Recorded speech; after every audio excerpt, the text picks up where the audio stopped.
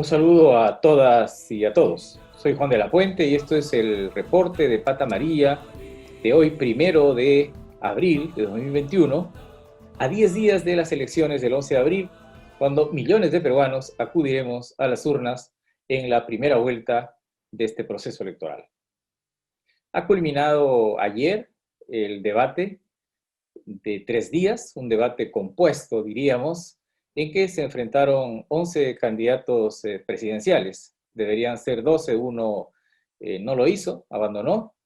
Y yo creo que en un balance inicial habría que señalar que luego de los 3 días se podría concluir que este fue un debate útil. Creo que siempre pienso que una campaña electoral viste a los candidatos y un debate los desviste. Desde ese punto de vista fue un ejercicio útil para la ciudadanía. Centró temas, ¿no? Mostró fortalezas y debilidades de los candidatos y lo más importante, creo que juntó el corto y mediano plazo de esta campaña electoral, porque daría la impresión que, todavía lo siento, que hay como dos mundos que no se tocan.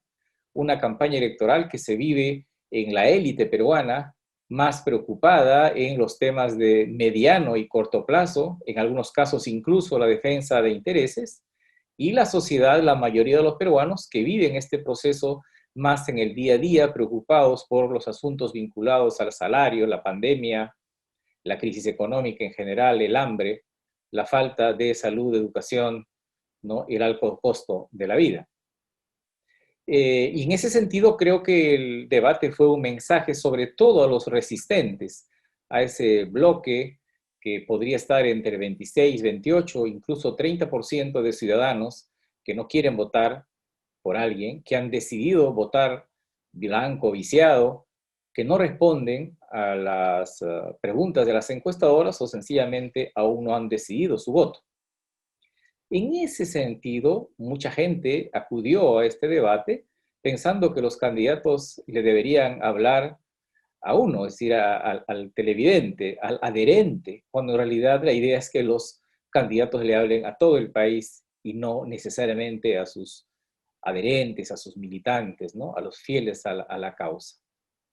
Un asunto crucial en este punto es cómo medir un debate. Es un grave error, anticipo, medir a partir de la disyuntiva de propuestas versus ataques. Y entonces anatemizar las críticas que hacen unos candidatos a otros y creer que al debate solo se va a hacer propuestas. Eso es una exposición, no es un debate donde hay un intercambio, por supuesto, sin pasar a la agresión personal y a la descalificación. O sea, esa idea de medir un debate como una expresión de la disyuntiva entre propuestas versus ataques no se hace ni en Suiza, ¿no? Otro error es solo fijarse en la forma, es decir, en la palabra, el vestido de los candidatos, el tono, la sonrisa, las manos, los gestos. Me parece que esto es importante, pero no absolutiza una mirada del conjunto de un proceso, ¿no? De un hecho más complejo. Y un tercer error creo que es, por el contrario, fijarse solo en el fondo, es decir, cuánto se compromete un candidato con los asuntos vinculados estrictamente a su plan de gobierno. Tuvimos en el pasado un candidato, Richard Amiel, que fue candidato a la alcaldía de Lima hace algunas décadas, que era el Jaimito del salón, es decir, sabía todo con pelos y señales, pero solo se dedicaba al fondo, no se dedicaba a mostrarse como un personaje activo, ¿no? Y convencer con otros elementos de su discurso a los electores. Los últimos debates en el país, en realidad, no fueron debates polarizados, que son propios de un sistema bipartidista o de repente de un sistema pluralista moderado, donde no hay dos, pero hay tres o cuatro partidos. Como se sabe, el nuestro es un sistema multipartidista informal de corto plazo, porque la mayoría de partidos aparecen para un proceso electoral y desaparecen para el siguiente.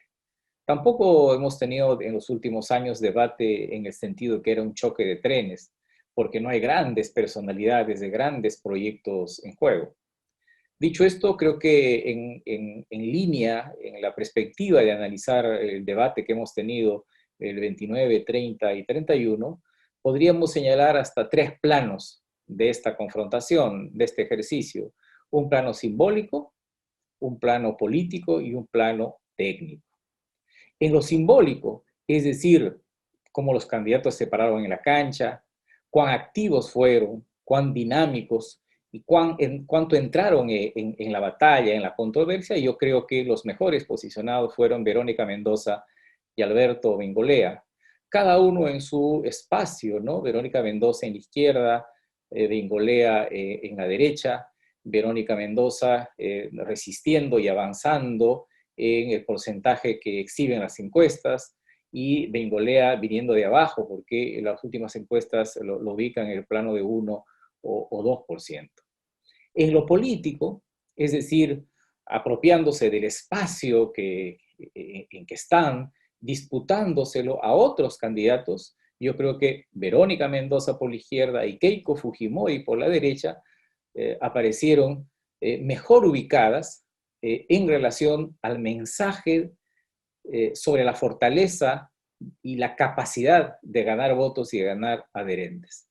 En menor medida, Ollanta Humala, en el segundo día del debate, y en menor medida Guzmán en el tercer día del debate, ambos tomaron la nostalgia de un centro que el primer día no pudo defender George Forsyth, que yo creo que es el gran perdedor de los 3 días de debate.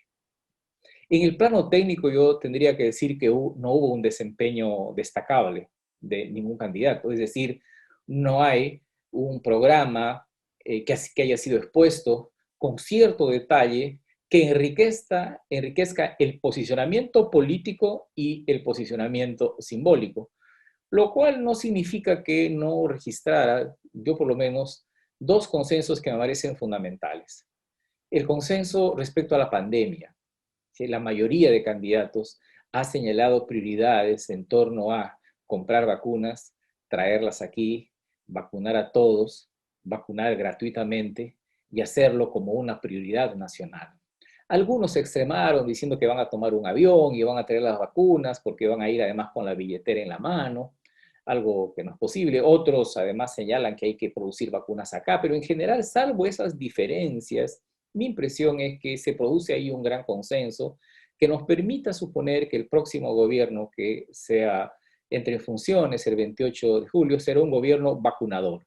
Es decir, que desde el primer día de sus funciones se preocupe por resolver este crucial asunto que preocupa a los peruanos y que no solo está vinculado a la pandemia, sino a la capacidad de generar una nueva sociedad con un nuevo impulso para continuar dedicándonos a otras actividades. Y el segundo consenso, probablemente más débil que el anterior, pero aún tibio, un consenso importante, es el que está vinculado a la educación.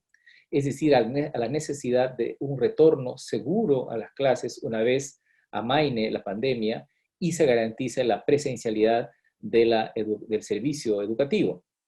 Y en ese sentido no hay duda que en el caso de la educación pública habrá un esfuerzo por hacer que todos los niños tengan alimentación en los colegios públicos y también una tablet que le permita apropiarse de conocimientos de una manera más integral.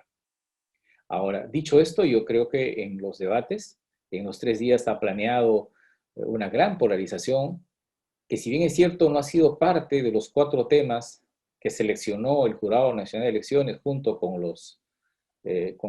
la sociedad, con la opinión pública a través de sus redes interactivas, es el asunto de la economía, ¿no? Es decir, claramente hay un sector que se encuentra dispuesto a plantear cambios en el modelo económico, principalmente en esto lleva a la delantera Verónica Mendoza, también el candidato Johnny Lescano y en alguna medida también el candidato Pedro Castillo, aunque su desempeño fue bastante débil y se desdibujó en el debate en el segundo día. Pero yo diría que ahí se tiene, digamos, la propuesta de cambio de modelo. Y por el otro lado, la derecha peruana, que plantea en distintos tonos la intangibilidad del modelo económico, que en su expresión más acabada está a cargo de Keiko Fujimori, pero que también lo propone con distinto tono e intensidad Hernando de Soto, e incluso el señor Rafael López Aliaga, aun cuando en el debate de ayer, el último día del debate, propuso algunos aspectos que podrían ser considerados como propios de una herejía en el modelo neoliberal en relación al control de las tasas de interés y la renegociación forzosa del crédito. Probablemente esto le traerá alguna dificultad con los sectores, con sectores financieros en el Perú. Y planea también un asunto vinculado a los derechos y libertades, que aún no es sustantivo para imponerse sobre la polarización económica. En esto habría que mirar cómo salen las encuestas del día domingo y finalmente cómo llegamos a la primera vuelta. Pero es evidente que hay una discusión sobre derechos y libertades entre sectores liberales, sectores progresistas, que plantean la defensa de los derechos y la ampliación de estos derechos, incluyendo el enfoque de género y otros derechos y libertades sobre salud, sobre los derechos reproductivos, derechos laborales, y otro sector conservador, que en este caso está encabezado por el señor López Aliagas, que plantea un horizonte profundamente conservador. Tan conservador que incluso en algún momento ha sido criticado por partidarios o por Hernando de Soto y partidarios o la misma señora Keiko Fujimori.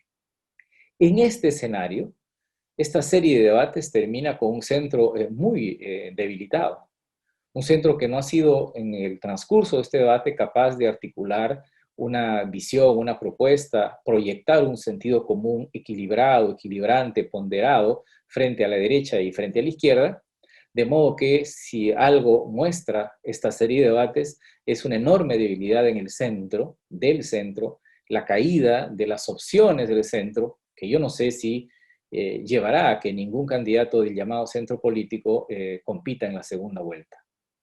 Una ausencia de fondo en este debate finalmente es el asunto de la unidad.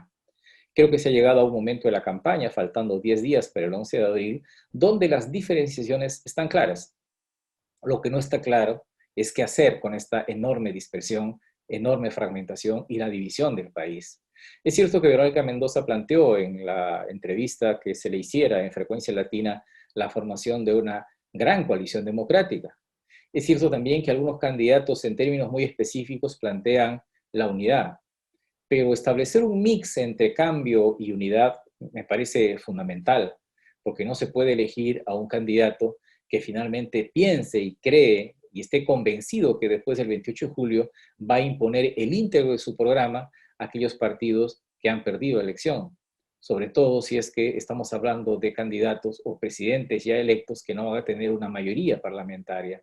De ese punto de vista, creo que es un acierto la campaña de Verónica Mendoza, orientada a proponer una coalición democrática, un aspecto que espero que se profundice en los próximos días. De esa manera termina una etapa importante, que es los debates oficiales. El domingo tendremos una o dos encuestas, una de ellas o dos quizás, que incluya un simulacro, y entonces caminaremos hacia el 11 de abril con esta sensación de un país que va a las elecciones, donde tímidamente se encuentran los asuntos de corto y mediano plazo en la campaña electoral, candidatos que han sido desvestidos en un debate que con todas sus dificultades creo que fue útil, pero con un enorme bolsón de personas indecisas o que han decidido no votar porque desconfían de las ofertas electorales. Eso es todo por hoy día, amigos. Nos veremos más adelante. Muchas gracias.